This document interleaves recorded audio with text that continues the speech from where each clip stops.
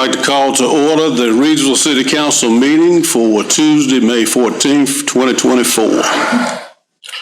First item on the agenda will be invocation by Reverend Mark Tanner, pastor of Grace Fellowship at South Park, 1863 South Park Drive, Reidsville, North Carolina. Pastor Tanner. Let's pray. Heavenly Father, Father God, we just thank you for this day, Lord, this gift you've given us and the new mercies you brought with it. Father, we thank you for this place we get to call home, Father God, this city of Reidsville, Lord, and we just pray for continued blessing over this fine city, Lord. And with that, I pray that you bless each and every one of our leaders, Lord, here tonight. I pray for discernment, Lord. I pray for wisdom. And I pray that you continue to just bless them and put them to the task, Father, of governing us. Father, just continue to enable them to do that. And we thank you for them, Lord God. Just continue blessings upon them as well. Father, we pray over this meeting, all that will be discussed, Father, the concerns that need to be addressed, the planning that needs to take place. Father God, we pray over it all those that are gathered here, Lord. I pray for safe travels at the close of this meeting. And we just thank you, Lord, once again for all your blessings. And in all things and everything, Father God, we pray that you are glorified. So we pray this in Jesus' name. Amen. Amen. Thank you, Pastor Tanner. Could we all rise for the Pledge of Allegiance?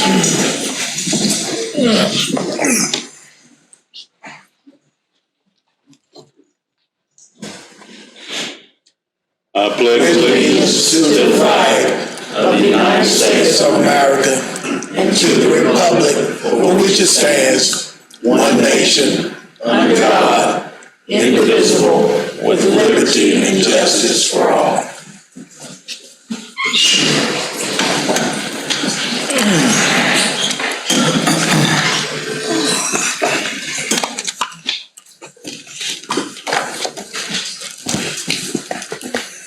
Next, we have recognition of 2 state championship teams. We'll start with football. Coach T.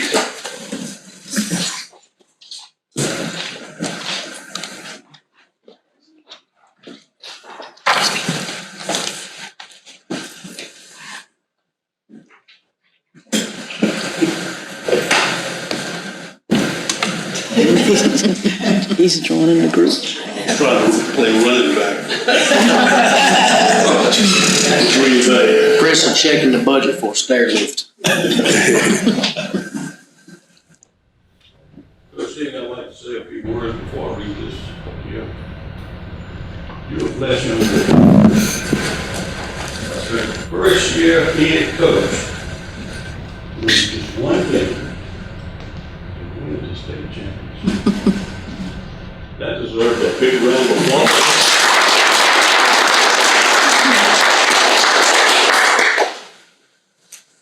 I was on the team that hired your dad, and I asked that he win the room. You won one of the first year. I'm sorry. No, you gotta win some more. You gotta catch up. I'm just here. When is it? You got it now. Certificate of recognition. Whereas the Reidsville High School ran varsity football team is no stranger to the big moments and big games. Securing the state's 23rd state championship title by beating undefeated Clinton High School 28-18 to win the state 2A football championship in December of 2023. Whereas first year head coach Eric T, along with his assistant coaches, are continuing the Rams' winning ways, ensuring the team, which held a record of 15-1, would get 23 and 23, and uphold the tradition as the record state title holder in high school football in North Carolina. Whereas these talented young men continue to raise the bar higher and higher each year, displaying true sportsmanship on and off the field and true competitive spirit on the grid. Now, therefore, I, Donald L. Gore, Mayor of the City of Reidsville, on behalf of the Reidsville City Council, do hereby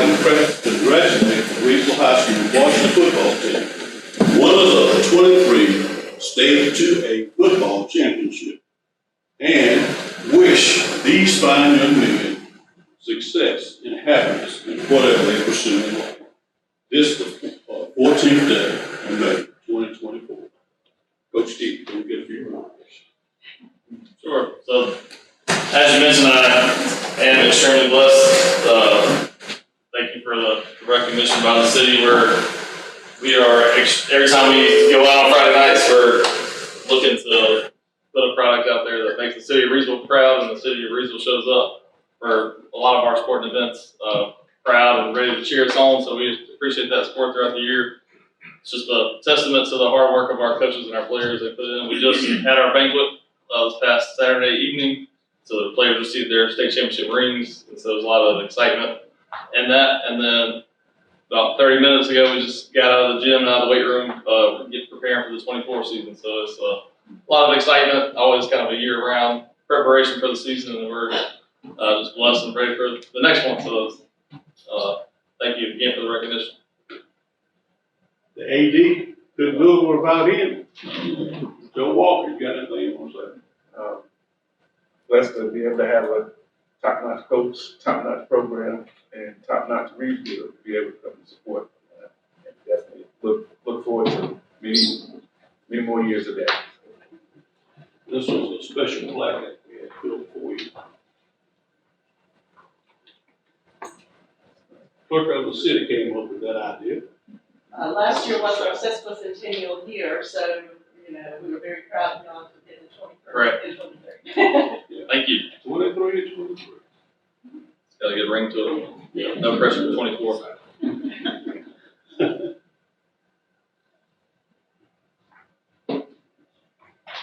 Thank you, guys.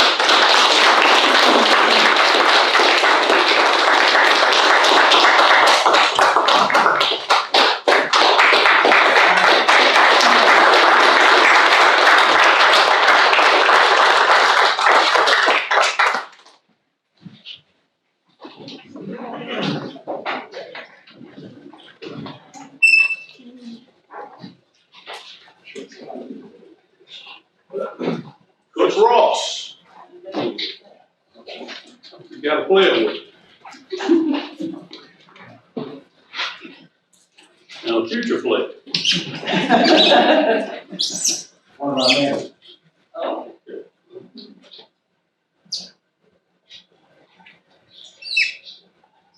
Coach Ross, blessed just like football team. Went to the state championship last year.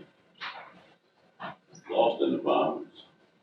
Went back and beat the Bill, but this is the real Bill here. Coach, whereas the Reidsville High School Rams varsity basketball team went undefeated during the 2023-2024 school year, compiling a 29-0 record. That deserves a hand. Winning both the Mid-State 2A Conference and Tournament and the 2A State West Region. And whereas head coach Jason Ross and his assistants led this team to the state championship game against Farmville with a little big Central winning in a spectacular fashion by a score of 78-77 in overtime, and becoming the North Carolina High School Athletics Association 2A State Men's Basketball Champions for 2024. And whereas these talented young men showed unparalleled defense, selfless ball handling, and a never quite mentally, never quit mentality. Okay. Thanks, Nancy. you're welcome. To lead Reidsville High School to its 5th basketball championship. Adding their names to those of the teams in 1924, 1973, 1994. I got that ring. And 2003. Now therefore, I, Donald Gore, Mayor of the City of Reidsville, on behalf of the Regional City Council, do hereby congratulate the Reidsville High School Boys varsity basketball team, 2024 State 2A Men's Basketball Champions, and wish the players and coaches many more victories to come and successes whatever they do in the future. This is the 14th day of May, 2024. Donald Gore, Coach.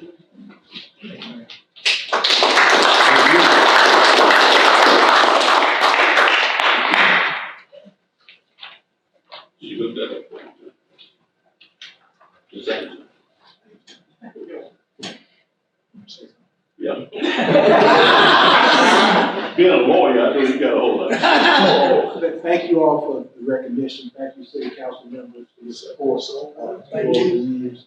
On behalf of the boys basketball team and Reidsville High School, we really appreciate this honor. The pressure was put on us when we lost last year in the state championship. And then when my colleague, Coach T, won the state championship in football, the pressure really doubled on us. We had to do the same thing, and we did. I appreciate all of you. I really appreciate the city of Reidsville.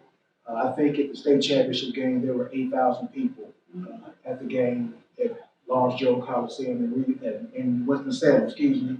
So it was packed. They had opened the upper bowl for all the fans. So it was a huge stage for our kids to play on. They came through in the end. We have a great basketball program at Reidsville. Coach Teagan and I have a good relationship. We have to share athletes through the summer and through the fall and through the winter. It's hard, but we get it done. We have kids who play both sports and other sports, those baseball, things of that nature. I appreciate Coach Walker, our AD. He does a lot for us. He gives us everything we need, puts us in the right position. We appreciate him. Really appreciate the mayor. He's at every game. Sometimes I have to remind him he's the mayor, to calm down over here. He supports us, and we really appreciate him. Again, thank you all for the recognition. I apologize for some of my guys not being here. They do different sports. I don't just got football, so they're tired, things of that nature. But we appreciate the recognition. And as I told the broadcaster after the game back in March, we'll see y'all back next year for another clip. Thank you. We appreciate it. Turn them around and take one more.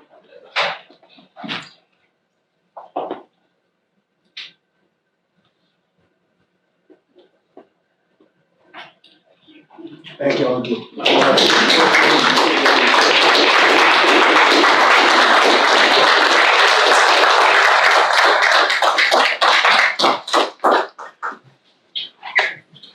Thank you. Thank you.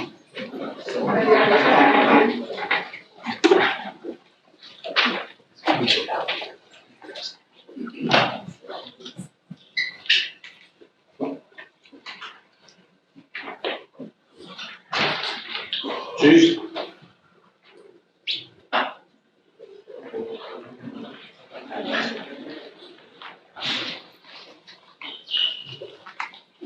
I'm glad to see you here. Thank you. I appreciate it.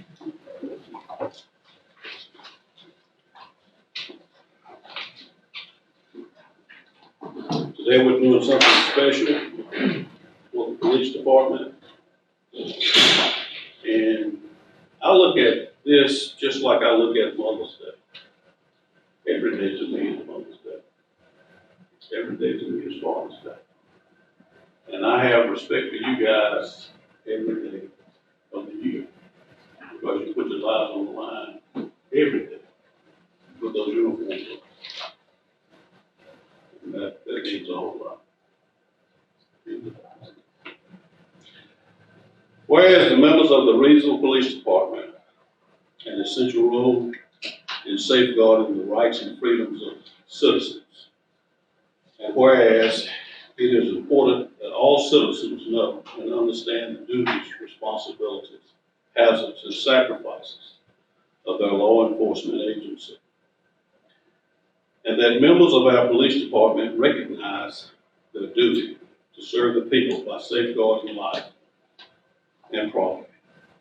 by protecting them against violence and disorder, and by protecting the innocent against deception and the weak against oppression. Whereas the men and women of the Reidsville Police Department provide a vital public service to our local community every day, 24 hours a day. Now therefore, I, Donald Gore, Mayor of the City of Reidsville, on behalf of the Reidsville City Council, do hereby proclaim May 12 through 18, 2024 as National Police Week in Reidsville, commemorating law enforcement officers, past and present. I further call upon all citizens to observe May 15, 2024 as Peace Officer Memorial Day in the state of North Carolina.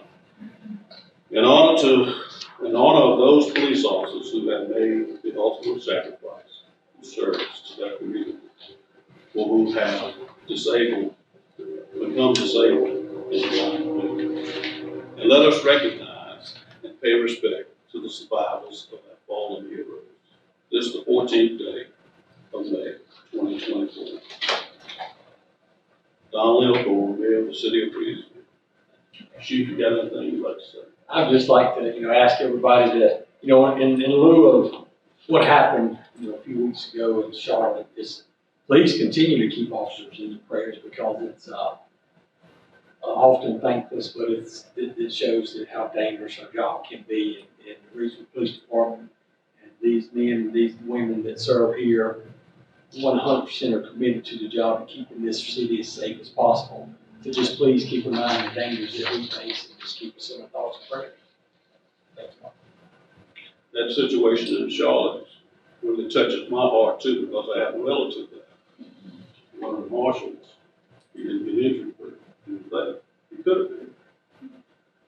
So it's important that we keep our police officers and first responders in our prayers. Yeah, thank you.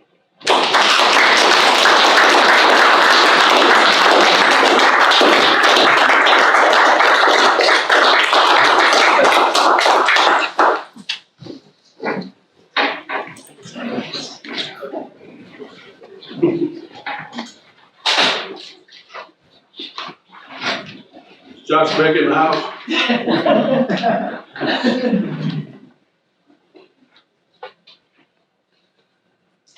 Josh is one of those departments too that's very important, vital to the city and its operation. Streets, highways, all those important things. Solid waste, water.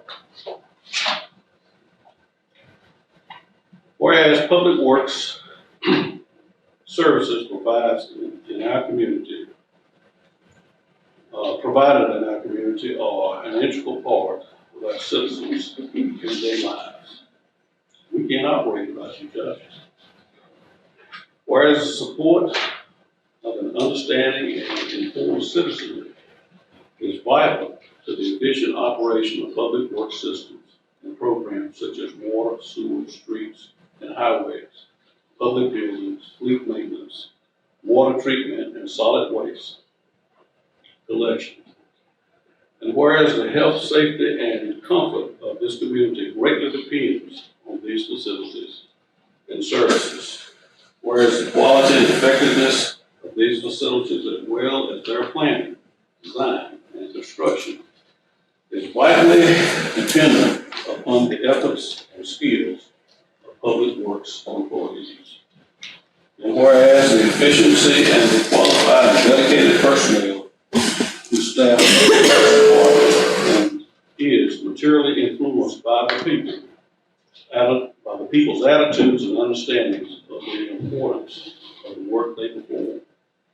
Now, therefore, I, Donald L. Gore, Mayor of the City of Reidsville, on behalf of the Reidsville City Council, do hereby proclaim the week of May 19 through 25, 2024, as National Public Works Week in the City of Reidsville.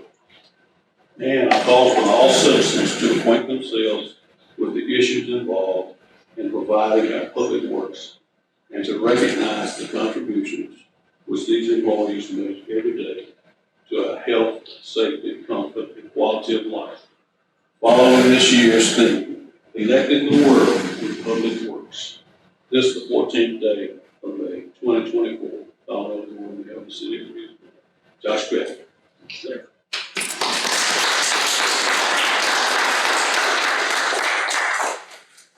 I'd just like to say thanks from all of my staff to you guys for all the support you provide us.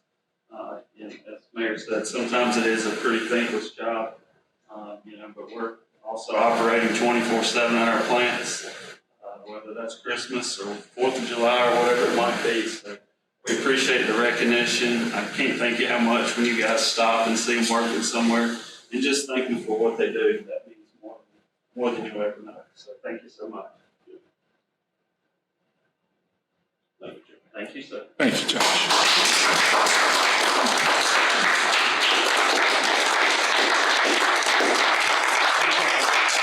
Thank you, sir. Thank you. Thank you. Yeah. Thank you.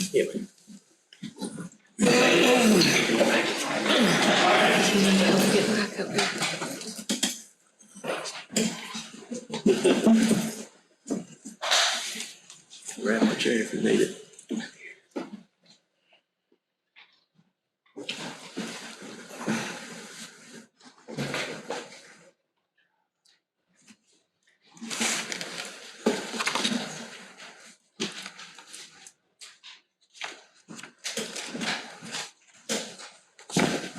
Next item on the agenda is the approval of the consent agenda. There are 3 items. Does anyone want any one of those 3 pulled? Seeing none, do we have a motion? Motion to approve the consent agenda. Got a motion and a second. Any discussion? All those in favor, raise your right hand. Motion carries. Next, we have a public hearing, consideration of request to amend the conditional zoning master plan for the undeveloped parcel located on Sherwood Drive, Rockingham County Tax Parcel 184284. CZ 24-01, Enclosure 1, Jason Harden.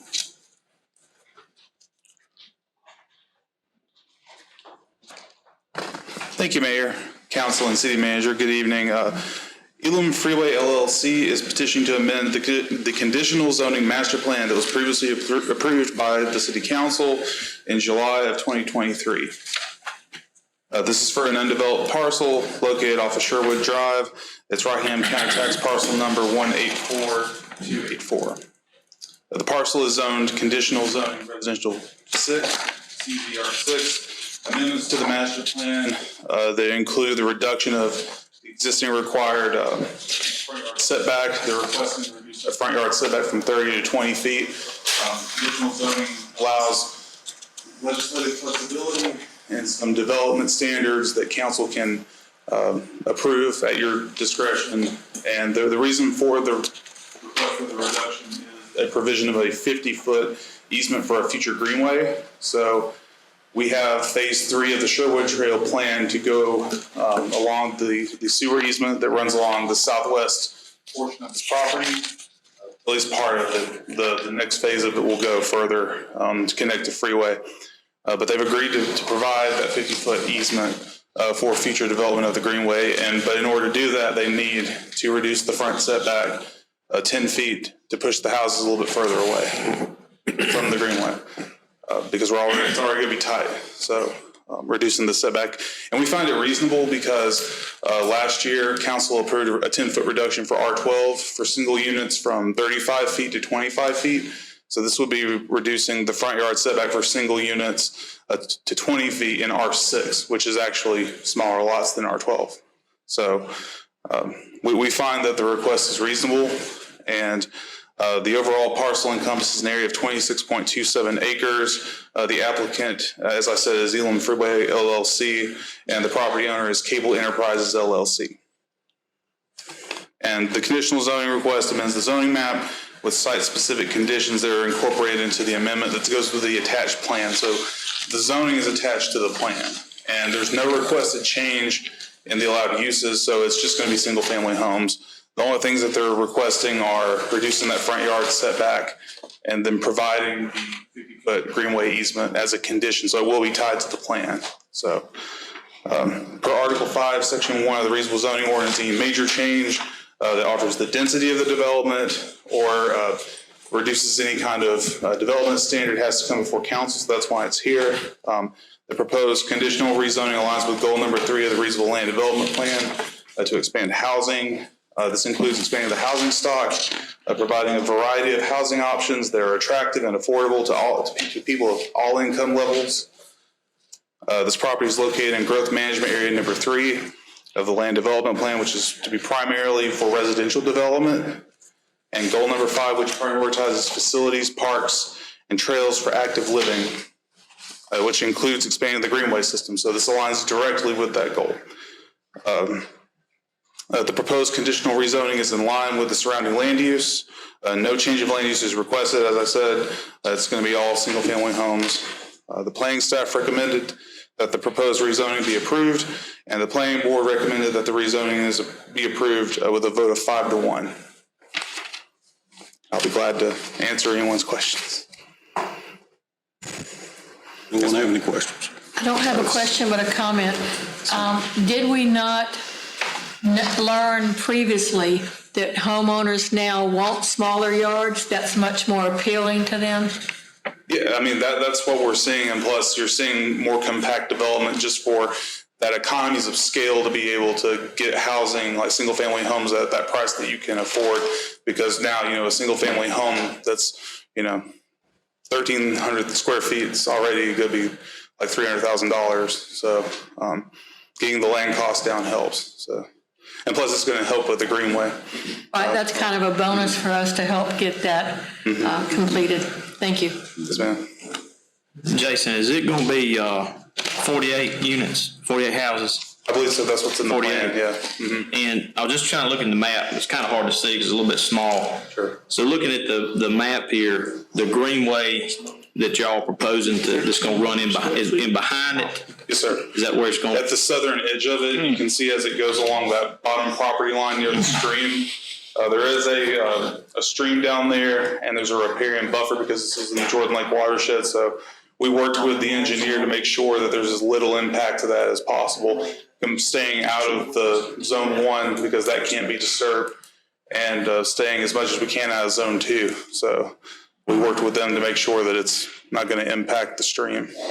And any idea of what the range cost of the homes are? Do you have any idea? Really nobody's here from the company, is it? I'm not sure. That's really not a zoning thing we would really look at in evaluating zoning. So. I didn't know if that had come up. I didn't know if anybody was here for them. I think the engineer is here to speak on behalf of it. Yeah. Anyone else? Any other questions?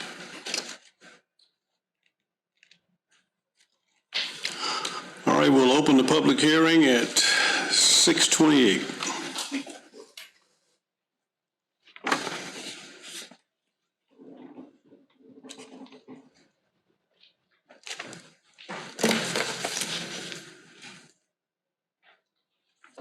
Hi, my name is Jared Vick. I'm with Hagen Engineering. I'm the engineering company for this project. I'm just here to answer any questions you guys may have about the proposed changes to the zoning from the engineering aspect.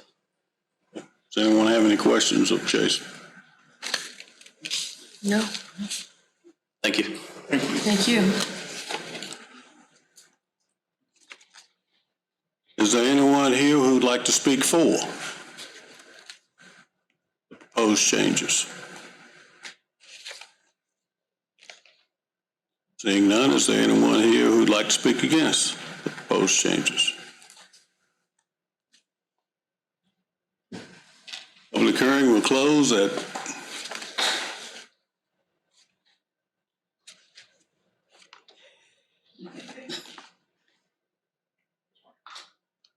6:30.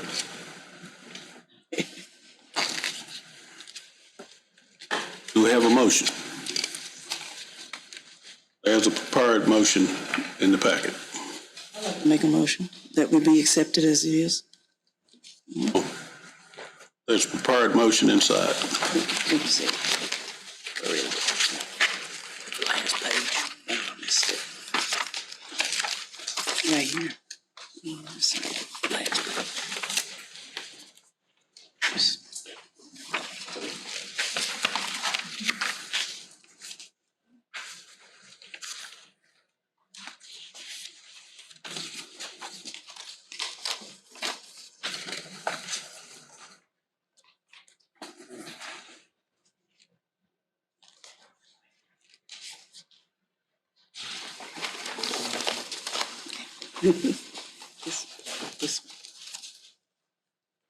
My apologies.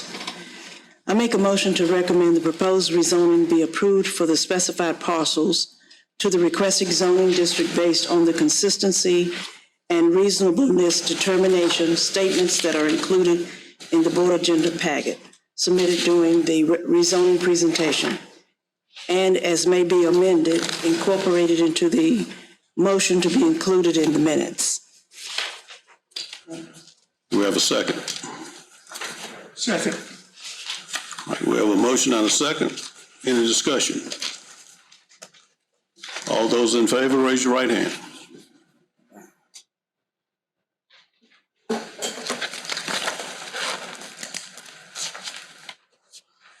Next item is the public hearing, consideration of a resolution. Mayor?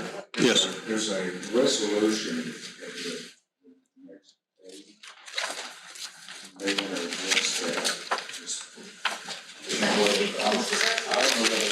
Does that go together?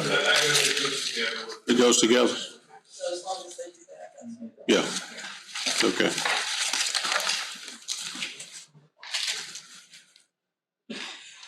All right, the next item, public hearing, consideration of a resolution for closeout of the CDBG-CV Penthouse project.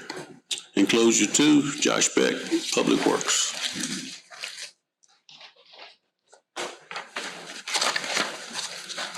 Good evening, Mayor, City Council, City Manager. Thank you for the opportunity. So you guys probably recall at the retreat, the new facility was constructed and completed. So now as we begin the final phases of the closeout, one of the things that the grant has asked us to do is to provide this public hearing. The public hearing is really for the public to have an opportunity to speak about the activities, come forward in case there's any questions, concerns they may have, and to get a better understanding of the project and why the funds were used. So the project really served for two goals. One, to build a facility large enough to provide social gatherings, but at those distances needed to be safe. That facility is supposed to hold roughly 250 people comfortably. Of course, the city of Reidsville simply doesn't have a facility that large to utilize. I personally know when we're doing safety training, for example, for my staff, we're not able to physically fit in a space together, much less during a COVID or other pandemic.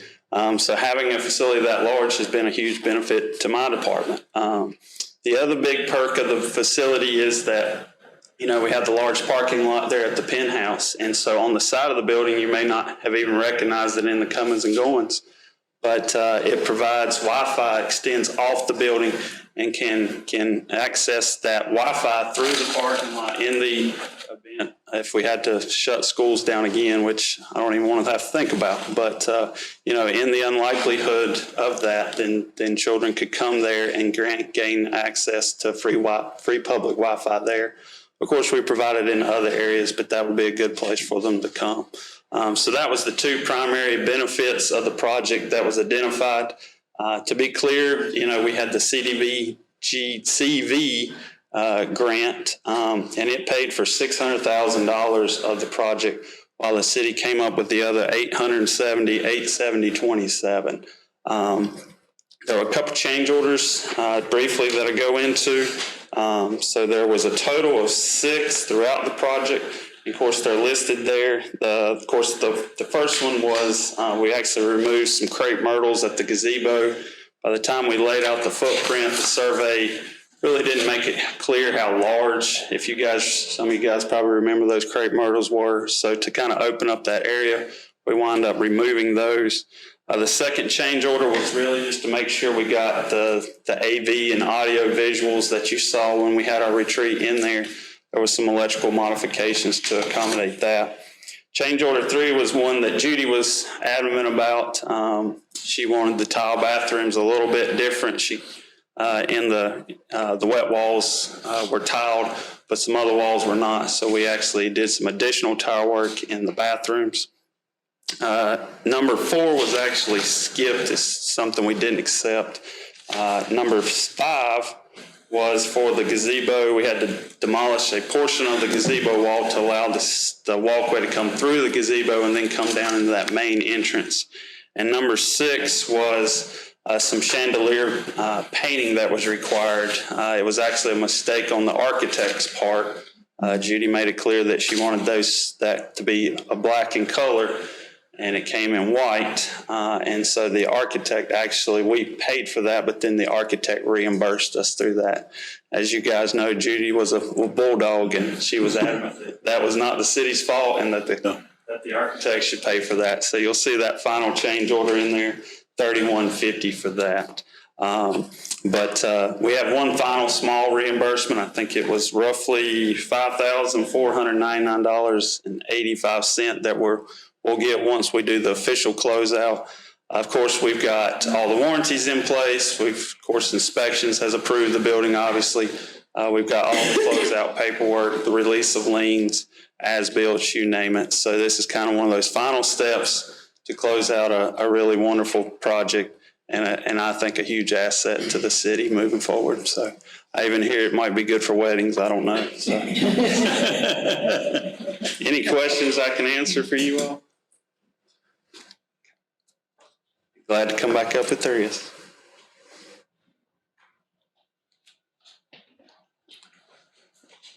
Open the public hearing at 6:37.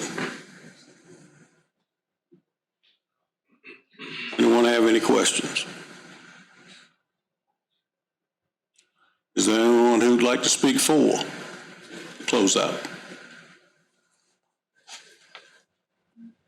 Is there anyone who'd like to speak against the closeout?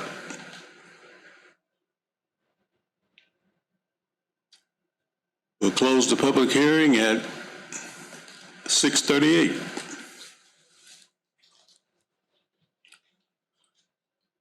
Any discussion? Can we get a motion for the closeout of grant number 20-V-3506? I'd like to make a motion that we approve the Penthouse CDBG-CV closeout resolution. We have a motion? Second. And a second. Any discussion? Seeing none, those in favor, raise your right hand. It's unanimous.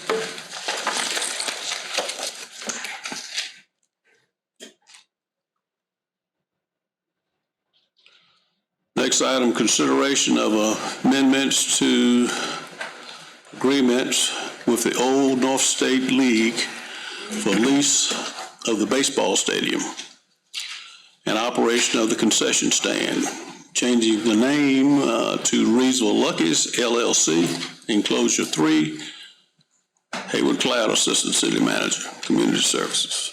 Mr. Cloud. Mr. Mayor, Council, Madam Manager. As you all know, back in 2020, we all signed an agreement with Old North State League to have their Summer League collegiate baseball league to come, and they signed a lease for the baseball field. And so the concession stand, the bid for the concession stand at that time was someone else won the bid, but this previous time in May of 23, Lucky's were the only one who bid it and won the bid. And so Mr. Allred is here from Old State League, and their request is to make some amendments about the name of the entity that they wanted to change on the the lease of the field, as well as the concession stand, and he'll be able to explain exactly what's written in the memo that I prepared for the manager that's in your packet. So, Mr. Allred. Good afternoon. Thank you for taking the time to listen. So when we signed the lease originally in 2020, it was through the Old North State League. And we've grown a lot since then. So now there's 22 teams across the state. We only own 8 of them. So our law firm that represents us suggested, it advised us that we need to have each individual team as its own EIN, its own entity. So that's what we're slowly doing. So that's the reason we need to change the lease. As far as the concessions lease, ABC Commission is very, very, very particular in the wording, and it's got to be in the same name as the entity. So in other words, with it being the Old North State League, but Lucky's Baseball, it's not the same EIN, it's not the same entity. And I think there were a couple other small things in there that they wanted. It's just everything has to match up. But that's pretty much the gist of it. Any questions? In our original agreement, did we have a clause about anything about changing names or it being a different company? So if we change the names on it, do we not have to go back and accept bids again? For the agreement? For the concession? Mm-hmm. I think that will be possibly a legal question, but I can tell you, given that Old North State League and the Reidsville Luckies, it's really under the same entity. It's not like it's just they were required to have each individual team to create their own name for the reasons he just stated. And so between the bid we put out in 2018 that ran through 2023, we only had one person bid in 18 and then one person bid in 23. I don't know if that's a big factor, but given that it's all under the same umbrella, if you will, for Old North State League, I'm not sure. Old North State League would be the owners of Reidsville Lucky LLC, correct? It's a separate entity. But I mean, y'all are the owner of that entity, essentially. Right, yeah, same people. So you're still bidding it out to the same company. They're the same people. Yeah.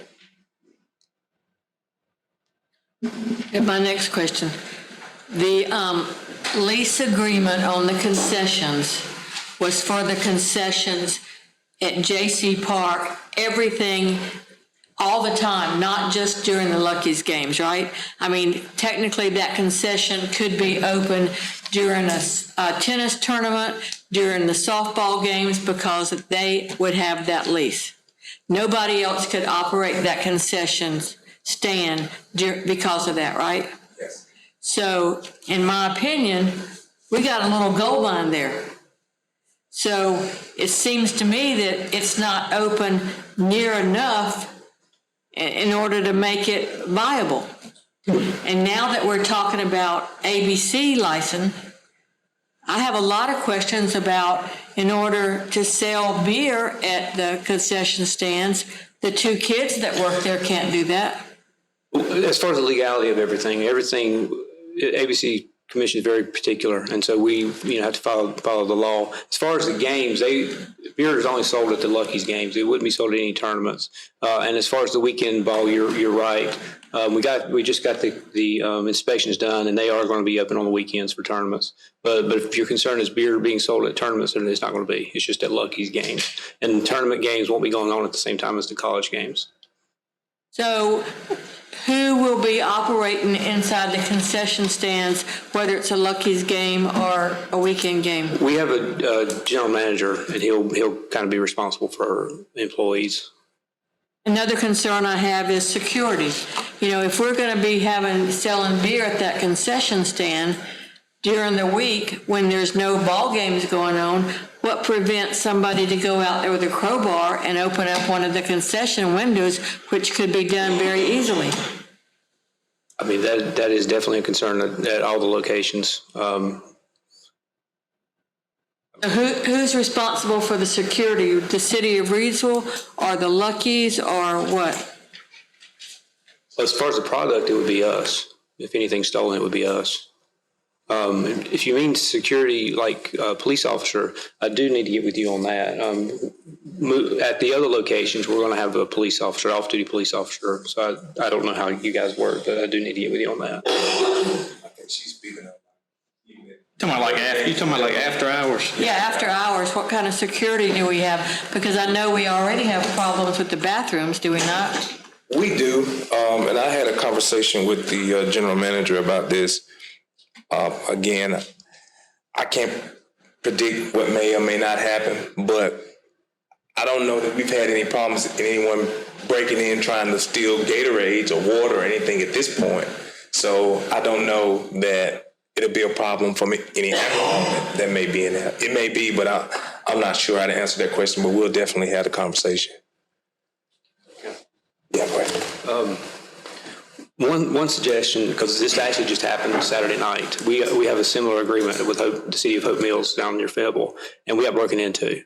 And they have cameras, so they pulled the video yesterday, and they know who did it.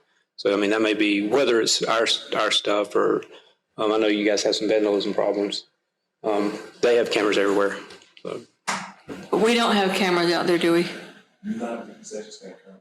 Not at the bathrooms or the concession stands, either one. We don't have Wi-Fi or... Do we have Wi-Fi there? We do not. I don't think we do. We do not. The cost is like $21,000. That's right. But I guess we'll have to set the discussion about. Okay, my next question was about the beer sales.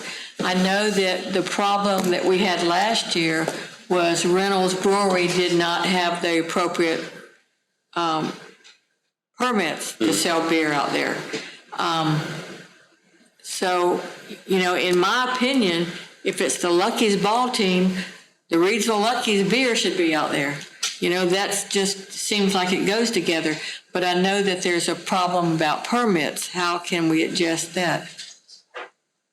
ABC is really hard to deal with. So last year I went down to Raleigh and met with them twice in the permitting department, and they told me exactly what to do, in my understanding anyway.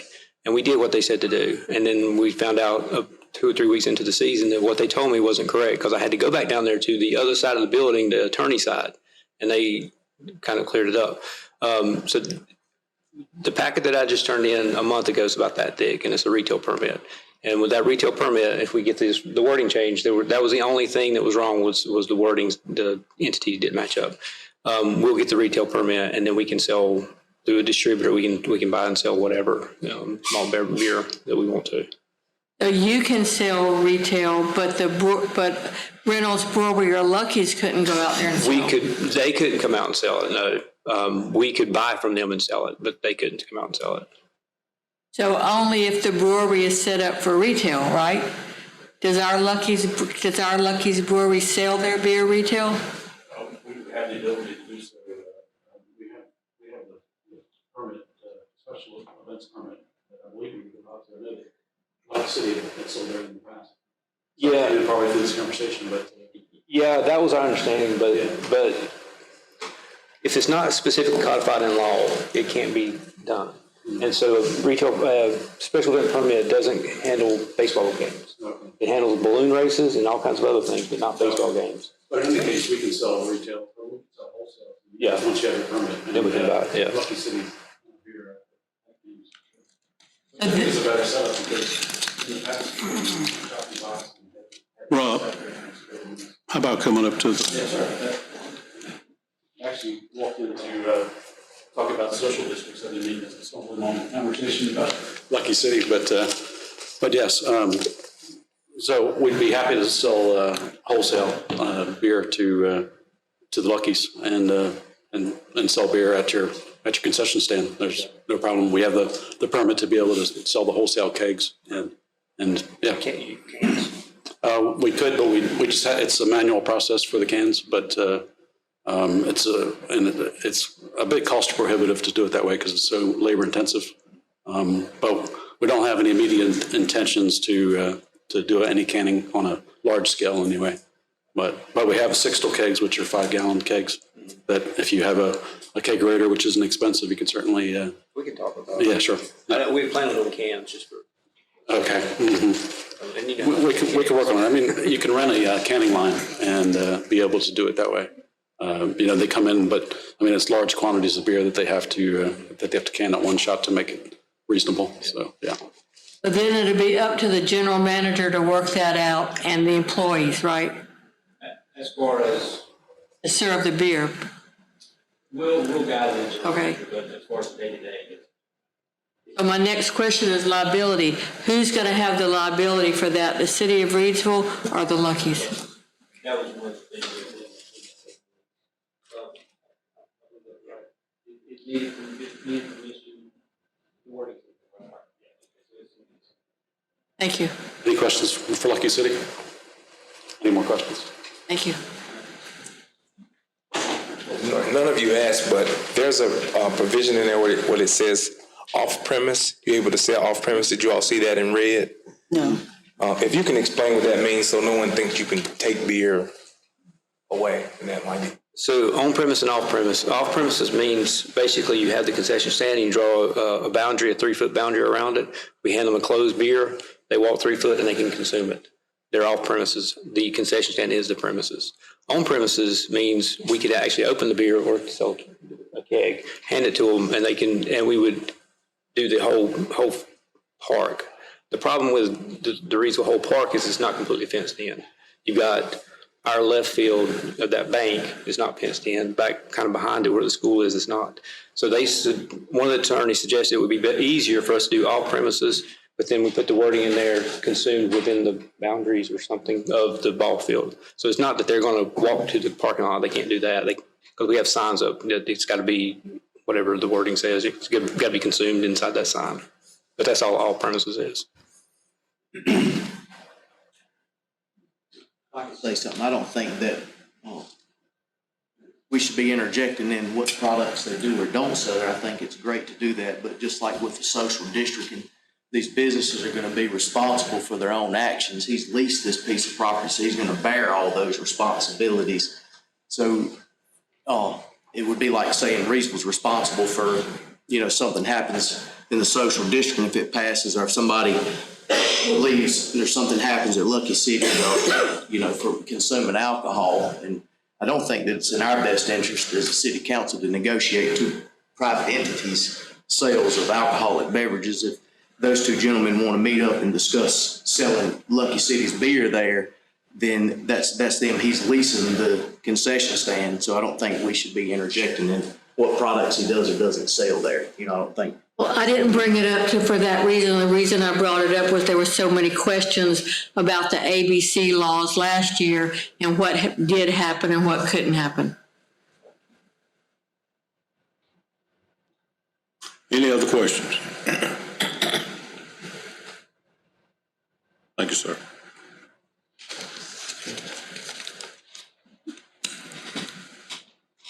What is the council's pleasure with the amended agreement for the Old North State lease?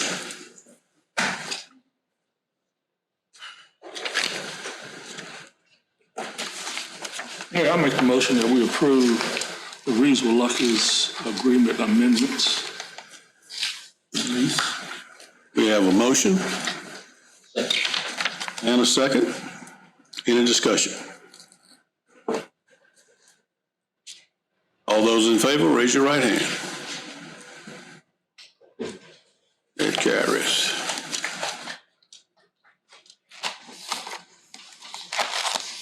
Next item on the agenda, consideration of an ordinance amending the City of Reidsville Code of Ordinance Chapter 11, Offenses and Miscellaneous Provisions, Article 3, Parade and Street Events, Section 11 through 40, through 11 through 47, and accompanying street event applications. Enclosure 4, Summer Woodard. City Manager. Thank you, Mayor and Council. City staff's been working on updating the city street, parking lot, parking space, and sidewalk closure application for the past several months. The city of Reidsville receives numerous requests to close city-owned and maintained streets, parking lots, parking spaces, and sidewalks. All the closures listed above take a lot of staff time and use of city-owned equipment. Therefore, it's become necessary for the city to revisit our current application process for the closure and implement a fee for these requests. This was discussed at length at our city council retreat on February 15th through the 16th this year. In the packet, you will find a copy of the current closure application and a copy of the new proposed closure application, which includes the proposed fee schedule. City staff is proposing this policy become effective July 1st, 2024. Applications received prior to July 1st, 2024 will abide by the current closure application and policy. However, any applications received on July 1st and after will fill out the new closure application and abide by the fee schedule. And the fee schedules attached. These changes will also require the corresponding city ordinance to be revised. Please see the attached ordinance in your packet with strike-throughs and revisions highlighted in red. If council agrees, you'll need to approve the amended ordinance. The new closure application with fee schedule would become effective July 1st.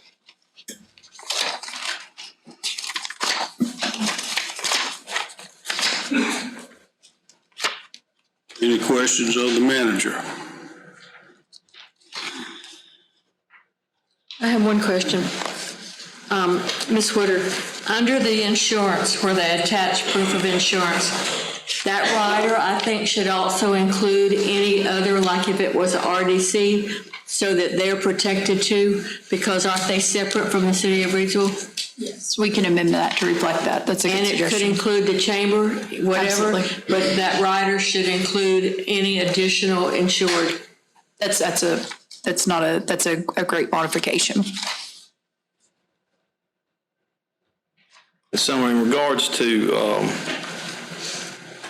some of these run walks that we've had for years, and some of these that I was looking at, is it correct when they fill out this for, say, it's Turkey Trot, and now they're going to be responsible for hiring the officers to block the intersections? Is that right? That is correct. But before we didn't do that, not. but now it applies. Yes, sir. Okay.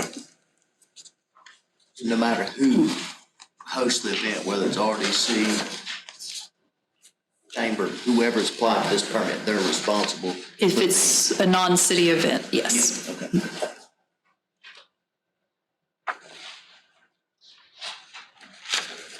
Any other questions?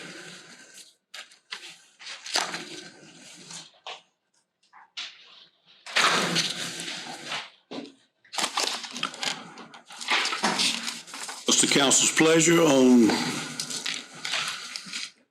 amending the ordinances? Make a motion on amending the ordinance. Got a motion? Second. And a second? With the modification, is that right? Yes. Okay. Any discussion? Okay. All those in favor, raise your right hand. It carries. Next item on the agenda, presentation of proposed 2024-2025 fiscal year budget. With public hearing to be held June 11, 2024. Separate enclosure. City Manager Woodard. Thank you, Mayor and Council.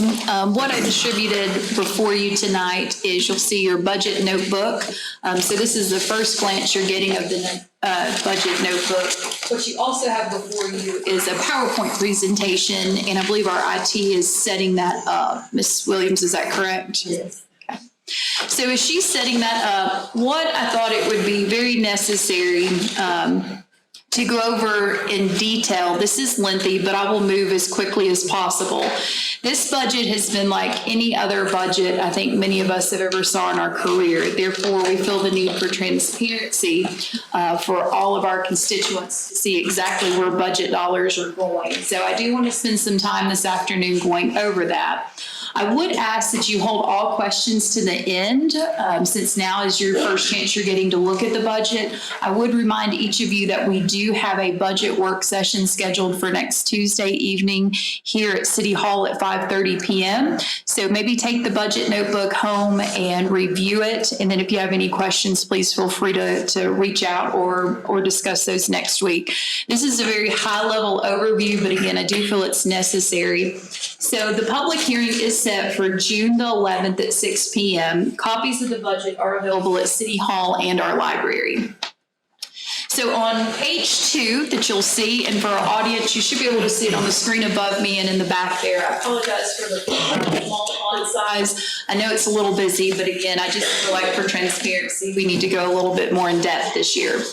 So the objective of this proposed budget is to ensure the needs of all citizens are met in a cost-effective manner.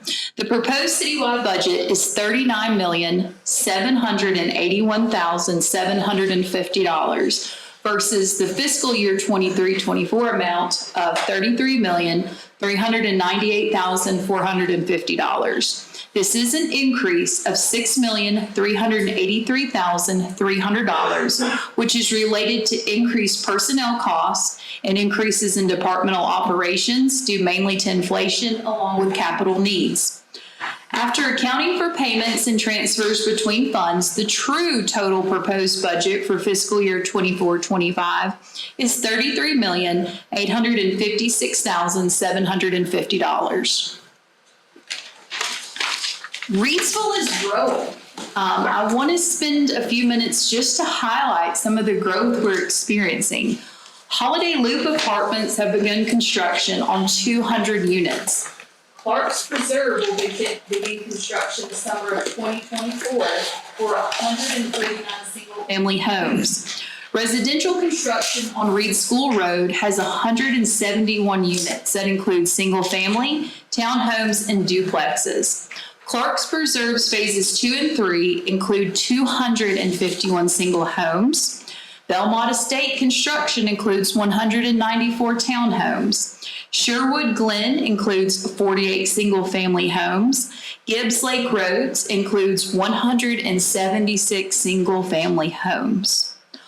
All of these residential housing projects brings a proposed total of 1,210 new residential homes in our area in the next 2 years. The city will be responsible for providing water, sewer, garbage, police, fire, along with other city services. So we're growing. So with growth, we've got to be prepared. As Reidsville grows, the city must prepare for the growth today, and we got to plan for tomorrow. It's paramount the city of Reidsville ensures capital equipment needs, capital projects, and personnel retention. The city is seeing record inflation cost increase in our operating expenses. Operating expenses continue to increase due to inflation. Suppliers and contractors have significantly increased their prices on goods and services. According to the Consumer Price Index, the CPI for North Carolina, as of March 2024, prices increased 3.5% over the past year. The city is experiencing rising costs throughout general fund and our water and sewer fund. Here's a great example. For the city of Reidsville, we provide streetlights throughout our city. Our monthly electric bill was $21,000 a month as of July 2023, which equates to $252,000 annually. However, as of January 2024, our monthly electric bill for the streetlights increased to $29,000, which equates to $348,000 annually.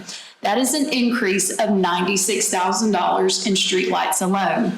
In spite of rising costs, we have held some general operating costs to current levels to balance the proposed budget in which you have before you tonight. So we've got to be prepared, but we also have to invest. And tonight, as we've given out the recognitions, In order to prepare for this growth, we've got to invest in our most valuable assets, which is our employees. And without the work that they do, we couldn't provide the services in which we're expected to provide. The importance of recruiting and retaining our employees was discussed in great detail by City Council at the annual retreat in February. This budget proposes a 4% cost of living adjustment and up to a 3% merit increase based on annual employee evaluations. The total cost to implement this would be $710,000. The police pay plan and compression study is also included in this proposed budget. The total cost is $310,000. This budget includes one floating holiday for all full-time employees, and 2 new positions are budgeted in community development. 1 customer service position for the customer service window and 1 building inspector position. This is greatly needed due to the growth in which was reflected in the earlier slide of the 1,200 new residential homes. We also in this budget had to look at employee benefits. The city participates in the local employment retirement system, ELGERS, which is administered by the NC State Treasurer. The rate for general employees will increase from 12.92% to 13.67%. And the rate for law enforcement will increase from 14.04% to 15.04%. The change in rate represents an $80,000 increase for this year's budget. The city also provides health insurance through the Municipal Insurance Trust of the North Carolina League of Municipalities. The increase for the city came in at 9%. The 2024-2025 budget has absorbed this increase, allowing employees to continue coverage at no cost. Rates to electively cover spouses and/or dependents did increase by 9% for those employees who are electing to do so. The 9% increase resulted in a $1,000 increase cost per employee. Eligible retirees bring the annual cost per participant to $13,000. This increase represents a $216,500 increase from the current fiscal year. So in addition to the benefits and investment, we also have to ensure that we're looking at our capital needs. So I want to spend some time going over capital outlay for general fund. Capital outlay of $1,308,036 was requested for the 24-25 fiscal year. Cuts have been made since the first budget work session on April 22nd.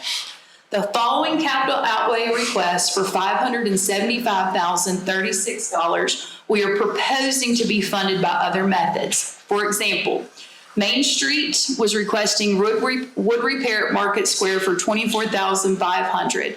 We're suggesting to partner with RDC and look at the MSD tax to pay for this. Solid Waste requested a one-arm bandit trash truck. This was $425,000. We're suggesting looking at financing options for this purchase. RCare requested a new passenger van for $125,536. We propose looking at grants for this or used vehicles. Therefore, those items have been omitted from this proposed budget. The next capital outlay request, the items listed below are recommended for the current year's surplus and expenditures or carryover funds. The capital outlay requests have been reduced by $359,200. There is a surplus expected and expenditures expected in the 23-24 budget due to conservative spending. Therefore, the items listed below are recommended to be paid for in expenditure surplus in this year's funding. So these items have been omitted from the budget. Capital outlay requests for general fund continued. The following capital outlay items are included in the proposed budget. These were items we could not secure alternative financing options for, and we could not find surplus funding in carryover. There are 3 new patrol vehicles for $166,800 and 1 new single axle dump truck for $166,000. That's a total capital request in this proposed year's budget for $332,800. So we have done some cuts, but we do feel assured we can pay for those cuts that we made. Parks and Rec. This fund remains largely the same as last year with an overall increase of $114,100. That's 5.78%. This was related primarily to personnel increases due to the COLA and merit list proposed. There are no rate increases proposed for this fund in the 24-25 budget. The capital outlay that was requested for Parks and Recs, their total was $41,000, and we did cut all this capital in the proposed budget. Cuts have been made since our first budget work session. The items listed below, we do feel will have surplus funding and expenditures for carryover funding this fall. The item requested was for repairs and maintenance of the rec building bathrooms for $21,000. We're comfortable that we can meet this need in surplus funding. The other item that we cut from the budget was the request for $20,000 for backboards for basketball goals. We do have some existing grant funding that we were able to receive through Senator Berger's office that we may be able to utilize to meet this need. Therefore, we cut these two items. Other funds. The other remaining funds are either internal or special funds that serve a specific purpose within the organization, such as police separation allowance, garage, insurance reserve funds in our community, which is our Reidsville Downtown Corporation. The police separation allowance trust did decrease $66,200 from current year. The garage increased $59,950 due to inflation. Insurance reserve funds increased $146,300 due to rate increases and the effect of higher wages. As we alluded to a moment ago for our Reidsville Downtown Corporation, the Municipal Service District tax. The Reidsville Downtown Corporation budget did increase $250. This was due to increased marketing supplies. The RDC is a partnership between the private sector and the city, so staff will assist as we normally do. The reappraised value produced a tax base of $18,253,788. This is an increase of $1,311,560 in assessed value from the current fiscal year 23-24. The tax base for fiscal year 23-24 was $60,942,228. Using the new tax base of $18,253,788 in the proposed budget, a tax rate of 0.232 cents per $100 evaluation is needed to produce a revenue neutral budget for fiscal year 24-25 for the Municipal Service District. However, the current tax rate of 0.25 cents per $100 evaluation is recommended for this fund. General fund revenues. Increases in general fund revenues are listed below. Occupancy tax increased by $30,000 and the Tourism Development Authority distribution increased by $30,000. School resource officer reimbursement increased $35,000 due to the increasing salaries. PAL bill increased $75,000 due to the state's increased allocation. Our cell tower lease increased $2,000. The City of Reidsville's current total property value is estimated at $1,235,636,595. The city's current property tax rate is 0.739 cents per $100 evaluation. The city's current assessed valuation produces $122,130 per 1 cent. The fiscal year 24-25 proposed budget recommends the general fund's tax rate decrease from 0.739 of $100 evaluation to 0.66 $100 evaluation. This is the lowest proposed tax rate in 24 years.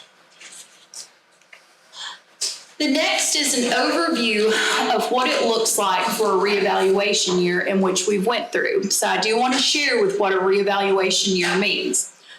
North Carolina counties must conduct a countywide reevaluation of all real property within the county at least every 8 years.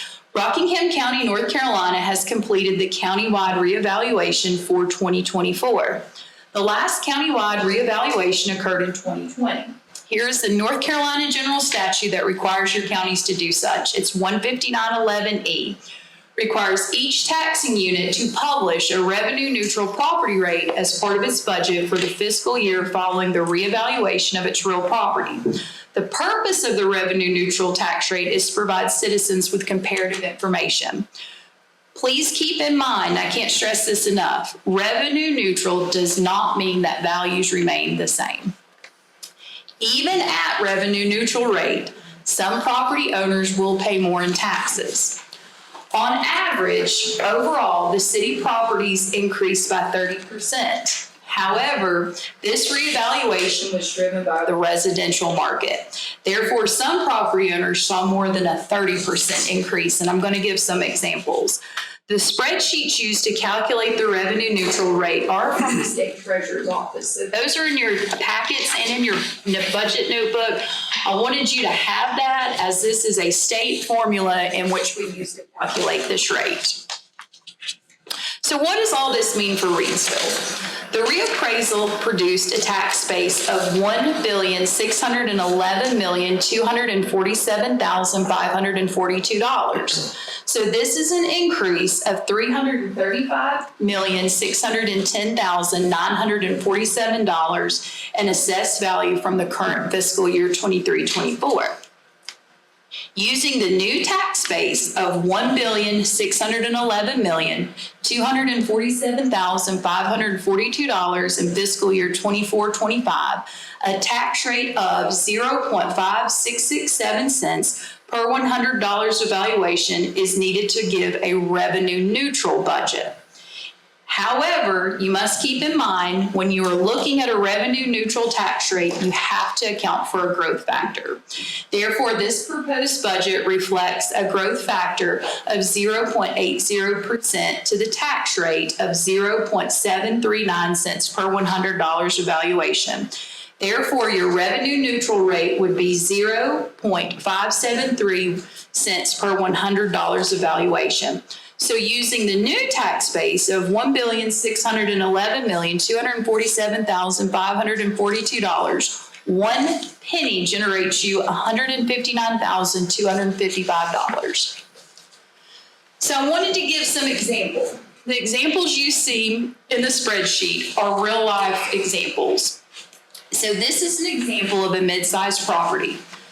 Before the evaluation, the property was valued at $205,591. After reevaluation, it jumped to $362,575. So this property increased $156,984 in valuation. That's a 76.36% increase. So what does this property owner look like for a tax bill? On page 18, if we do not lower the rate at the current 0.739, the current property taxes this owner is paying is $1,519.32. The reevaluation rate was $2,679.43. So if we do not lower the rate, the annual increase for this property owner would be $1,160.11. or $96.68 monthly. If you drop it to the proposed 66 cents, this property owner would see an average annual increase of $873.68 or a monthly increase of $72.81. At revenue neutral, this property owner would pay $550.99 or $45.92 a monthly increase. So this is a mid-sized property. The next example I have is a smaller property tax. A lot of your rental properties will hit around this range. So before the reevaluation, this current property was valued at $72,530. Reevaluation increased the value to $119,573. That's an increase of $47,043. So this property went up 64.86%. As you can see, every single property changes differently. So what does this person's tax bill look like, for an example?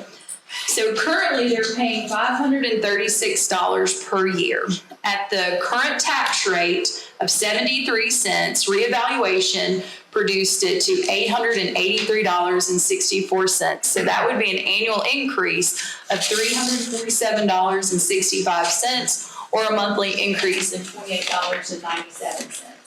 However, by lowering it to the proposed 66 cents, this owner would see an increase of $253.19, or $21.10 a month. If you drop it to revenue neutral, the homeowner would see $146.77 annually, or a monthly increase of $12.23. So how did we get the 66 cents? So this rate is key. I want you to see, if you'll remember what we said, 1 cent produces $159,255. If we kept or adopted a revenue neutral rate, we do nothing. We hold flat. That's no employee increases. That's no health insurance. That's no capital projects. That's nothing. So I wanted to break down for you so you can see what you're getting with that proposed 66 cents. So you'll notice health insurance and retirement increases cost us $233,000. So that's a penny and a half. A COLA was $435,000, so that's 3 cents. A merit was $275,000, so that's 1 3/4 cents. The police pay plan was $310,000, so that's 2 cents. 3 police cars is $166,800, so that's 1 cent. The single axle dump truck is $166,000, so that's 1 cent. So there's your difference. So if you, as you go through and review this information in preparation of our budget discussions next week, if you do not agree with the 66 cents proposal, please let me know what you would like me to cut. I've outlined what we would need to cut listed below. So now I'd like to transition over to the enterprise fund overview. So this is your water and sewer. The combined enterprise fund did see an increase in expenditures in the proposed budget of $3,900,100, or an overall increase of 39 cents. This increase was due to inflation in operating expenses, debt service, and capital outlay. Capital outlay in the comprehensive improvements plan total $1,600,300. So your next slide, these are your capital outlay requests from water and sewer. These are very reasonable requests. A sand filter replacement control that we've not replaced since 1991. 2 tanks that are over 25 years old. So this is basic capital outlay needs we need in order to ensure that our plants are running safely. Their requests are $557,400. The next line item is from your comprehensive improvements plan, and this is thinking long-term. But the items, again, are reasonable. The sludge removal valve improvements, meter replacement, hydrant assembly, valve repair, a flusher truck, and line replacement and repair. These total improvements total $1,042,900. So how did we get these requests? And why are we presenting this today? The last utility rate increase for the city of Reidsville was in 2020. The city of Reidsville has been operating on the same budget for the last 4 years. And I'm sure any of us in this room, if we went to the grocery store in the last 4 years, I can promise we probably didn't pay the same thing for a gallon of orange juice 4 years ago that we do today. This is no longer sustainable. The city of Reidsville contracted with McGill Engineering to look at our current budget year and complete the comprehensive improvements plan that I alluded to earlier. This plan took an in-depth look into the current and future needs of our water and wastewater system. The CIP also helped us derive of what our utility rates need to be in order to operate and provide services. As stated earlier, the city of Reidsville, we're growing and we're poised for even more growth in our future.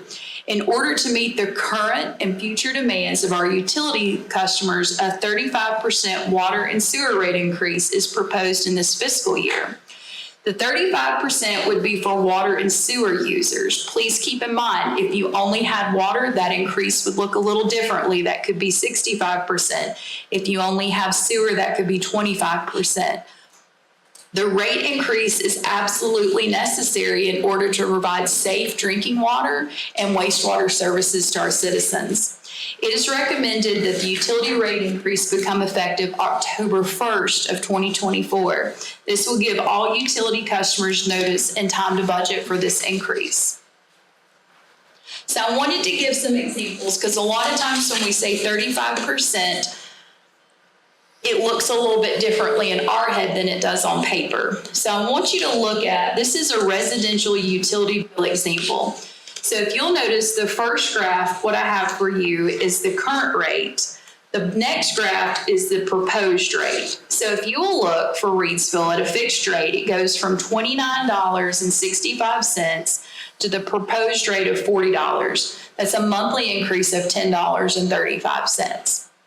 The variable rate currently is $5.54. We're proposing to go to $7.50. That's a $1.96 increase a month. Your base bill, that's zero usage, but base bill is currently at $29.65. This rate increase looks to go to $40. That's $10.35 a month increase. The next examples are broken down by units or gallons. The one I want to bring your attention to is what you see for 4 units. That equates to 3,000 gallons. This is your average residential user. Their current bill is $51.21. This rate increase would bring them to $70. This is for both water and sewer. So the average customer would pay $18 more a month. The next example on your page is I wanted us to look at what does this look like for small business users. The base bill is going up. So the example I'd like you to look at is the base bill. Currently at $75.98, this proposal would take you to $102.58. That is a monthly change of $26.60 a month, or $319.20 a year. The next chart is based on meter size at our fixed rate. So the average, if you will currently look, the less than 2 inches currently for water is $49.11. Sewer is $26.87. So the total is $75.98. What this proposal looks at would take it from $75.98 a month to $102.57. That equates to additional $26.59 a month for this user. The next item I'd like to talk about is debt service. The City of Reidsville's General Fund and Parks and Recreation Fund have a total fiscal year 24-25 beginning debt balance of $6,430,475. Debt service payments for fiscal year 2024-2025 total $612,918, with no new debt being proposed for this upcoming year.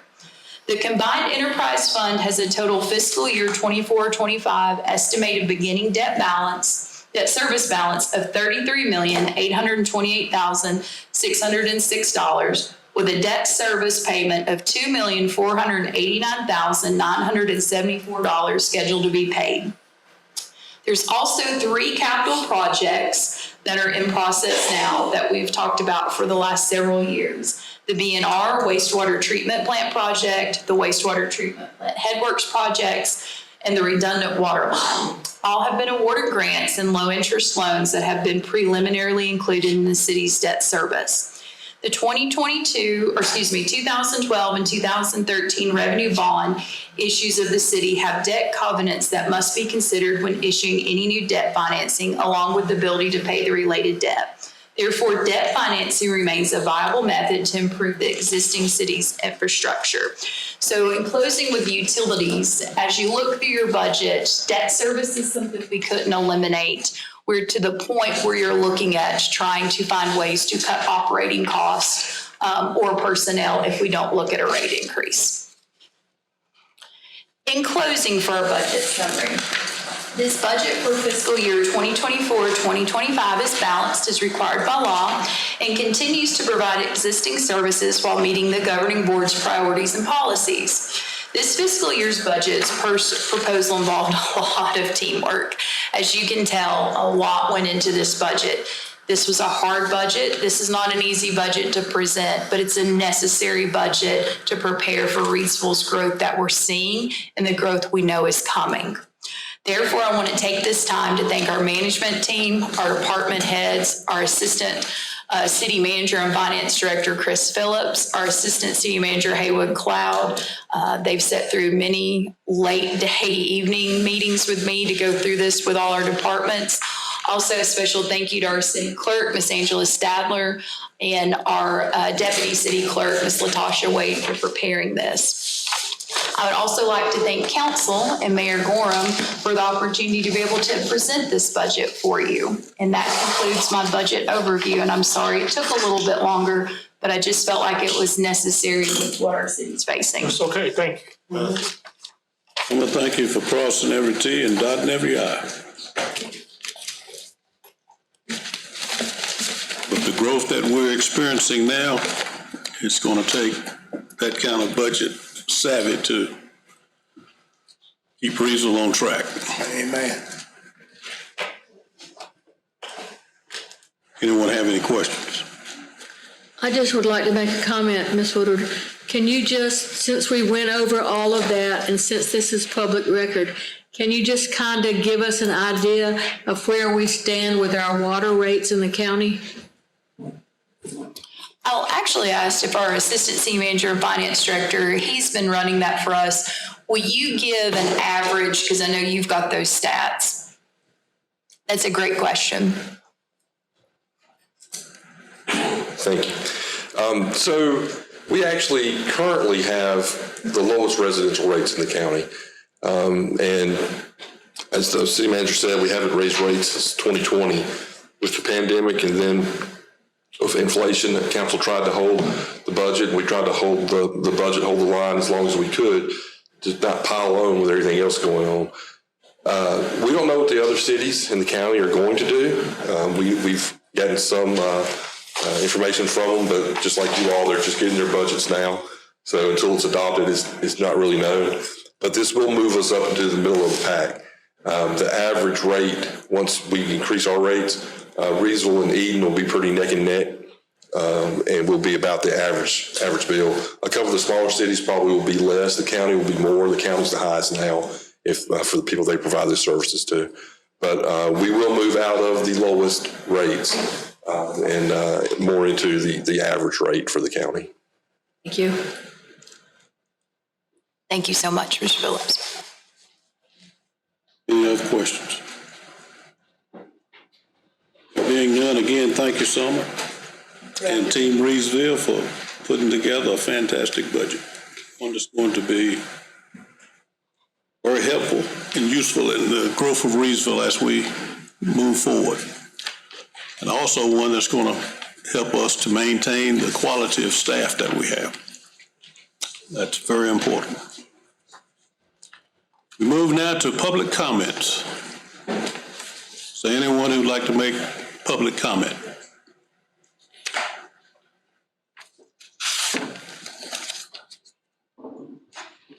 Whichever one of you, okay.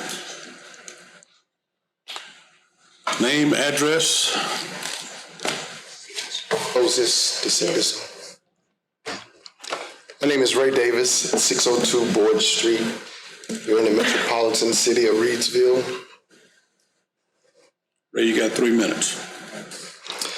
To Team Reidsville, Mayor Gorham, Mayor Pro Tem Brown, City Council members, I just want to stand before you all this evening to personally say thank you for my wife and I.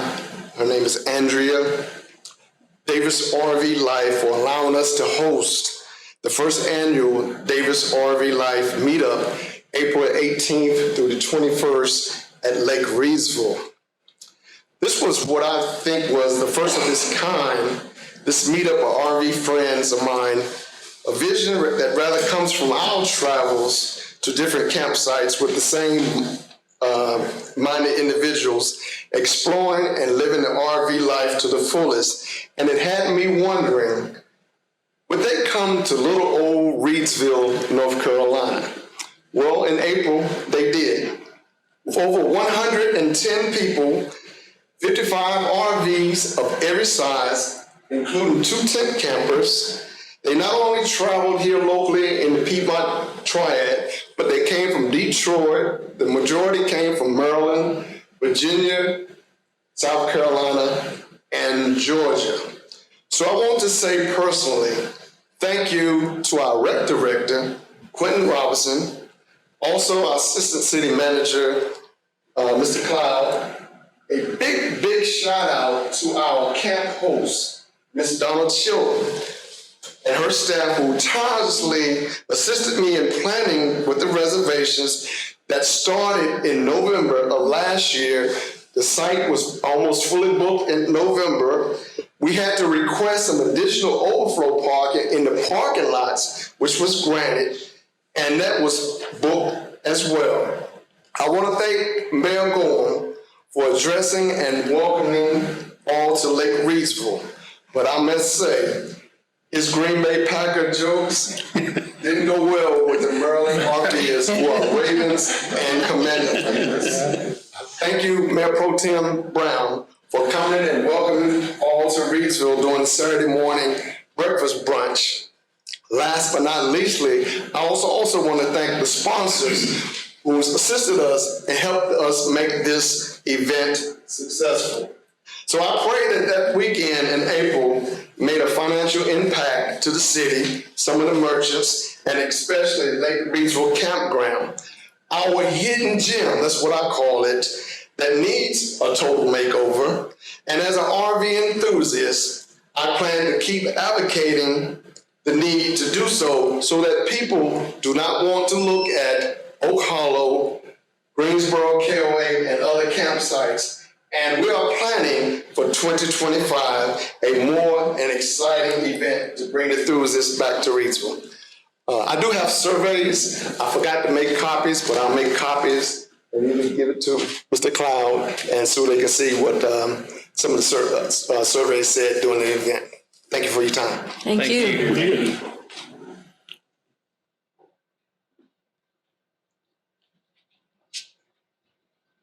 Good evening, everyone. Robert Scarborough, 308 South Main Street here in Reidsville.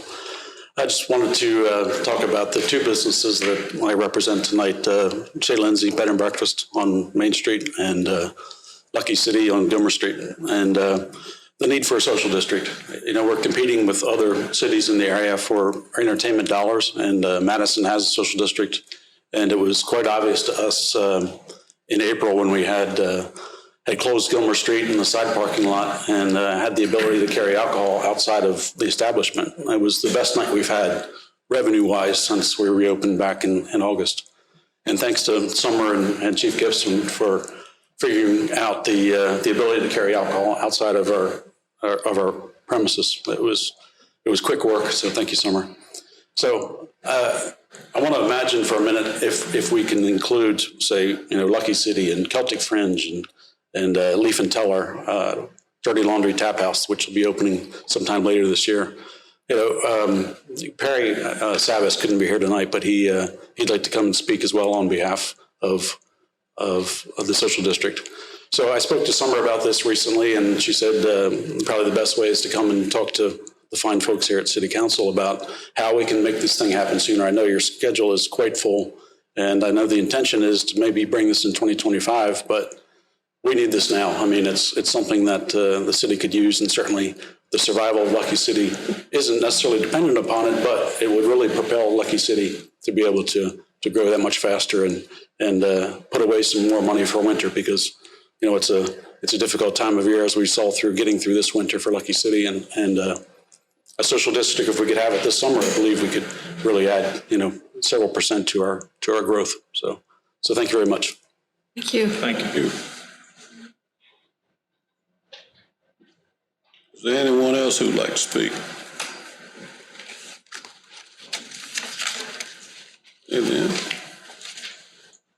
We'll move on to the manager's report. Mayor and Council. So we are, if you will please mark your calendars for this Saturday, May the 18th, from 10 a.m. to 2 p.m. It's scheduled at Lake Reidsville, but we do have a tentative reschedule possibly at Our Care. We will have that decision made tomorrow just because of the predicted rain in the forecast. But this event will feature our final Battle of the Cup. We will also be recognizing all the employees' years of service. And we will also announce our 2023 Employee of the Year. A floating lunch will be served from 12 to 1:30 with the awards ceremony beginning at 1:30. So please mark your calendars and we'll keep you posted on location. Our budget work session is scheduled next Tuesday, May 21st at 5:30 p.m. at City Hall. A couple personnel announcements. I really would like to give a shout out, ask her to stand up. Ms. Sherelle Williams, our IT director, she defended her applied research paper and passed, and just graduated this past weekend from UNC Chapel Hill with her master's in public administration. I believe that deserves a round of applause.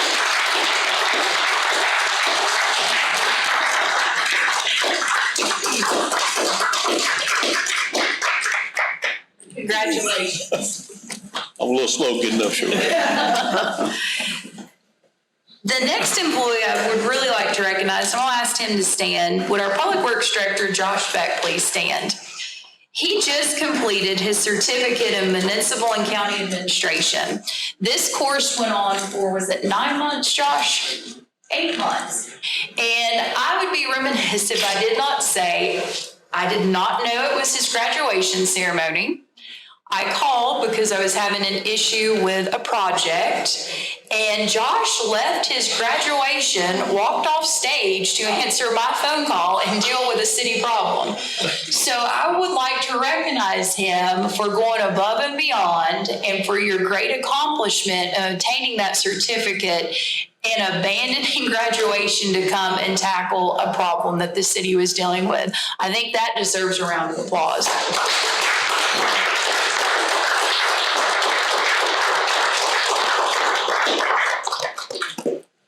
Yes, fingers from the floor. Excuse me, I'll be remiss to not say that Jason, our Planning and Community Development Director, if you don't mind standing up, Jason, and we all know who he is.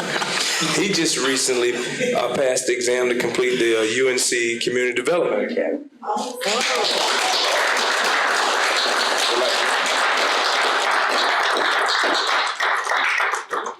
Thank you. Okay, sorry. Thank you for that. Congratulations. Jason is one of the fastest being to the podium too when it comes to. Just a couple more items. I did want to give council an update. The Director of Marketing and Economic Development position, we had 41 applicants for this position. We selected 10 candidates to move forward to the first round of interviews. Those consisted of Assistant City Manager Haywood Cloud, HR Director Leanne Basinger, ACM Chris Phillips, and our Interim Economic Development Director, Mac Williams, and myself. We completed the first round of interviews, and we're currently starting to set up second round of interviews later this week and next week. So we will keep you posted on that progress, but we did have 41 applicants. Our Business Development Manager position had 4 applicants. We also, for our part-time splash pad superintendent, we're gearing up for that. We received 11 applications. Let's see here, for the part-time splash attendant, and we received a total of 37 applications. Also, what we wanted to look at is in our budget that we just presented for, I had brought up at our last budget work session on April 22nd, the need to reorganize and create one new customer service position for community development. We talked about it a little bit tonight in the budget. The customer service window for community development is experiencing a significant amount of walk-up traffic and phone traffic. This is impacting the amount of work our Planner 1 position is able to accomplish. Therefore, I would like to move forward with at least advertising and looking at starting to fill that position now. We do have current funding in the budget for that position due to savings in some of our salaries. So if we could just look at moving forward to at least starting that process, because our staff is really bogged down right now with that. Couple updates, Splash Pad grand opening May 24th at 12 p.m. And then just a couple other updates. I did want to point out that in your packet, the YMCA quarterly report is attached, and that, for the sake of time, that concludes my report. Thank you, Summer. Council members' reports. Mayor Pro Tem. No report this month, Mayor. Councilman Martin. On 5/7, I work teacher appreciation at Monroe Elementary School, so teachers can have duty-free lunch. I worked that with the sheriff's office. Then 5/11, I attended a fundraiser for Senator Berger and Reese Pirtle as well. Thank you, sir. Councilmember Coates. So on April 3rd, attended the 2-on-2 meetings we had. On April 9th, I guess it was open house for the Rockingham Youth Development Center. Attended that. Took a tour of the center, which is a really nice place. On 4/11, I was able to attend, caught the tail end of it, of the children's parade that came through town. And I'll have to say, from being there and seeing that, it has to be the largest one I've ever seen. That was the largest. I mean, that was a good turnout. Yeah. On 4/18, attended the Boardwalk Bakery ribbon cutting. I also had the appearance committee meeting, attended that, and they also held on April 27th the Shredded event, which was behind here in City Hall, and that was a really good turnout. They're going to have a second one in the fall, so those dates will be coming. And then also attended at the Lake that reside in Reidsville event for the new homeowners. Thank you, sir. Councilwoman Scoble. Thank you, sir. Mine is short. April 22nd, the city budget work session. May the 4th, the black tie and blue jeans for the Rockingham Care Pregnancy Center. And May the 7th, our 2-on-2 meeting. Thank you. Okay. Councilman Harrison. Well, a shout out to the citizens of Reidsville for attending and participating in the Human Relations Multicultural Day that was held on the last Saturday of April. Just a great turnout. Vendors turned out, sunny day, music, and everybody just had a great fellowship one with the other. And so again, just a shout out to our Human Relations Commission, who did a fantastic job under the leadership of Dr. Kathy Badgett, organizing and planning it and facilitating, carrying it through. Just an excellent job. Last, attended the Ministerial Alliance meeting the last Monday in April. That's my report. Thank you.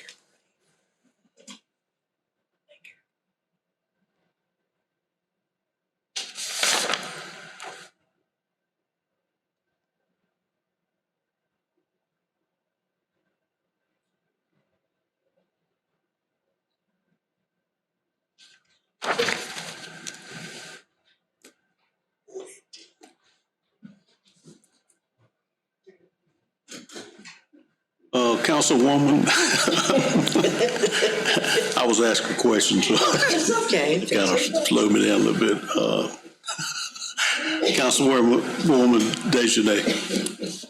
Last but not least, mine is short as well. I attended the 2-on-2 on April the 3rd. April the 23rd through 25th, attended the North Carolina League conference in Winston-Salem. On May the 9th, I attended the 2-on-2 City Council meeting. On May 14th, I attended the RDC meeting. And I'd like to thank the city staff for presenting a wonderful budget. It's very detailed. It gives us a lot to look at this week. Ms. Diane.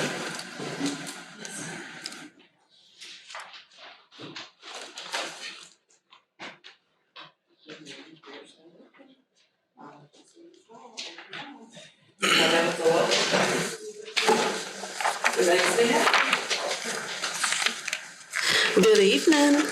Good evening. I'm not sure who that belongs to, but I'm gonna move it right there. Okay. I will try to be quick. There's several things on here, and I do want to point out a couple things. The first thing I would say is thank you for allowing me a few minutes just to give you an update.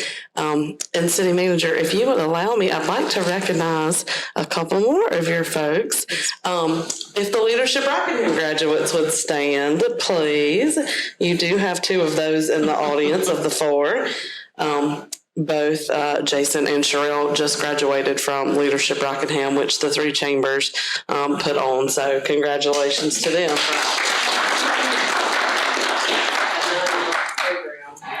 That we do there. So I would also like to say we have had several meetings amongst all of your crazy budget meetings, which is very hard to get anybody's time during that time. And I've known that for many years. It's very hard. The city staff works very, very hard, but they also make time when the chamber asks or when somebody asks. And so very appreciative of Summer and her team. And we have been able to meet on a couple occasions about a couple of different things. So something that you'll have tonight in your upcoming events, not only do we have our Reidsville Night of the Grasshoppers next Friday night, which we're very excited about. And that is presented by the Chamber and Team Reidsville. But also we have our Navigating Waters Ahead seminar, which is about understanding Reidsville's water rate adjustments. So after meeting with both of your assistant city managers and City Manager Woodard, we discovered Chris and I went back on some history, and I know you know this already, but just huge kudos to Assistant City Manager Chris Phillips, because he is amazing when it comes, as you just called him right up here on the spot and he told you those tax rates for the county. He is amazing with that information, and we have previously partnered together to be sure that our small businesses understood, to be sure that the large water users understood, and some of your budget overview was amazing. I was very impressed by that, and that's all we're trying to do is help people understand. The Chamber wants to be a good facilitator of information for you all and to help people understand why and what's happening. So we are presenting this at the Carriage House, and it is going to be on May 29th from 8:30 to 10. And so we are looking forward to basically Chris taking the show away with all his awesome information that he has. But we do want to be there. We do want to support. We want to learn, but we also want to help others understand. So it's something that we did many years ago that was super successful. Some of you may remember it. We did it actually at the police department in their training room. And so we are going to up the ante a little bit and invite everybody out to listen to that. So very excited about that. Also, we have some other topics at 12 coming up. Again, I'm not going to go through all the details. We have one on Chamber Champions. We have one on logging into the Chamber website. So again, council, if you run into any small businesses or members who are struggling, don't understand how things work, we're having several informational seminars. And then also the one that I really wanted to bring your attention to, we have partnered together with Rockingham County Schools, Rockingham Community College, and Bethany Community School to bring together a topics at 12 about internships. I'm not sure if you're aware, but in the county, each of the high schools have 10 positions typically. If you know Christy Hensley at all from Eden, she's an overachiever. They actually have 20. But everywhere in the county but Reidsville had their internships filled. Reidsville had 0 when this conversation started a couple months ago. Partially due to not having staff in positions, but partially just due to a lack of interest. And so the Chamber, our Workforce Development Committee felt really strongly about us needing to. And so the first step was we partnered with Summer and the folks at City Hall, and they brought over some students and they just had them here. But we feel really strongly about making sure that Reidsville is represented and that our Reidsville students are getting the opportunities that all the other students are getting. So The director of CTE for the county school system is Nina Walls, and she feels very strongly about Reidsville. She started in Reidsville and loves it. And so we are partnering with them to have a seminar on bringing together the schools and the businesses to try to start filling some of those internship positions and figuring out how we can make that program stronger moving forward so that our Reidsville students have opportunities. So I'd love for any of you to come out and hear about that. You're welcome to come, just RSVP, because we will be providing lunch. Also, speaking of ribbon cuttings and other things that are happening in the school system, they are doing the anatomage lab tables. And I couldn't say this previously, but now I can. Reidsville's is here. It has been delivered. I have seen the pictures. So not only are we going to cut the ribbon on Rockingham's this Thursday, you should come out and check it out and see what it's going to look like. But then in June, we are going to be able to cut the ribbon on Reidsville High Schools. So that date is June the 12th at 12 p.m. and we've just put those on the calendar. Also really excited about Splash Pad. I have confirmed, Assistant City Manager Cloud, I have confirmed that Freedom Academy is going to be coming out and bringing some of their students to the Splash Pad for the grand opening and the ceremony, because why would we all want to cut a ribbon on that if we didn't have any kids there to help celebrate? So we're really excited about that. Thankful for the opportunity to partner with the city to help with that. We also have a business celebrating 10 years in business. I know a lot of you know Alicia Parker. 10 years is a huge milestone for a small business.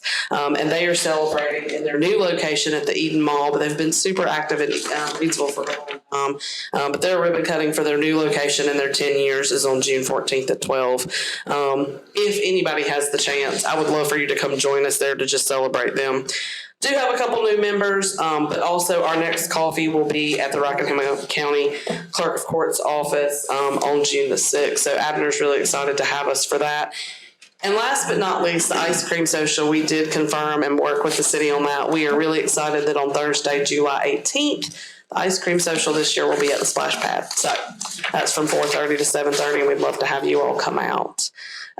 Summer, thank you again for all of your hard work, and it does not go unnoticed. And I'm really excited about the seminar and being able to partner together to help you all with that. So Thank you for your partnership. yeah.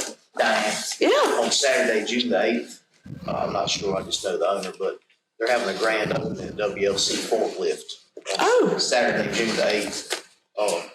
They got Carolina Motor Barbecue, Danny Dogs, Cone Ice, face painting, live band from 4 to 7, giveaways, and sweet treats provided by them for free. So that's a brand new business. If anybody hadn't seen that on I did not know he had decided on his date finally. Good for him. Right, he sent me a thing. I just shared it with City Manager. So if we can make sure we come out and support that business, I think it'll make a major impact on our community. Are they a member of the chamber, by the way? They have actually been the sponsor of the Grasshoppers leading up to, but he's just, because of all the things that they're doing out there, not able to participate right now. So, but we wish them well, and we're really excited for them. Great, thank you. Yeah. Thank you. Thank you, Diane. Thank you. Yes, sir. I had 32 visits this past month, and I'm not going to read them all off, but I will make a comment on the RV life, the Davis RV life. We'll have to work for that next meeting so that we'll have some Packer fans out there, so so I don't get attacked and run off. It did go very well. I had such fun that I came out the next day for the breakfast, so I really enjoyed that. And that is a diamond in the rough. We need to do some things evidently to make it a little bit better. We'll be working on that. Mayor, next Yes, year, ma'am. will you include all the city council for that? For the RV life? I said, next year, all of city council would like to come out. Sure. Happy to have you. Thank you. Good food, good fun. Good people. Good people, yeah. We're going to be moving to the first floor conference room for a closed session to preserve the attorney-client privilege between the attorney and the public body pursuant to NCGS 143-318.11A3. We will not be returning to the council chambers, so thank you all for coming out on tonight. Do I have a motion to go into closed session? So moved. Second. We got 3. Any discussion? All those in favor, raise your right hand. Thank you all for coming out.